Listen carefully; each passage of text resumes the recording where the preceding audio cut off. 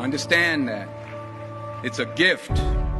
40 years ago, March 27th, 1975, it was 40 years ago, just this past March, I was flunking out of college. I had a 1.7 grade point average. I hope none of you can relate. I had a 1.7 grade point average. I was sitting in my mother's beauty shop. They still call it beauty shop now? What they call it now? Yeah, I was sitting in the beauty parlor. I was sitting in my mother's beauty parlor, and I'm looking in the mirror, and I see behind me this woman under the dryer.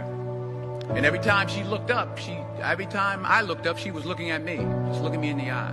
And I didn't know who she was, and I said, she said, somebody give me a pen, give me a pencil, I have a prophecy.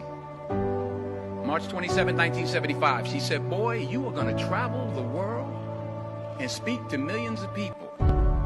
Now, mind you, I was flunked out of college. I'm thinking about joining the army. I didn't know what I was going to do, and she's telling me I'm going to travel the world and speak to millions of people. Well, I have traveled the world, and I have spoke to millions of people. But that's not the most important thing, the success that I had. The most important thing is that what she taught me and what she told me that day has stayed with me since. I've been protected.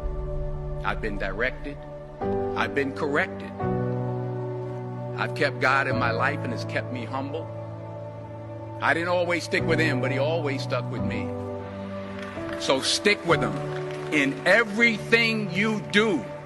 If you think you want to do what you think I've done, then do what I've done and stick with God. Number 2, fail big.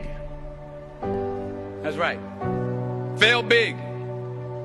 Today's the beginning of the rest of your life, and it can be very frightening. It's a new world out there. It's a mean world out there, and you only live once. So do what you feel passionate about. Take chances professionally. Don't be afraid to fail. There's an old IQ test, was 9 dots, and you had to draw 5 lines with a pencil within these 9 dots without lifting the pencil. The only way to do it was to go outside the box.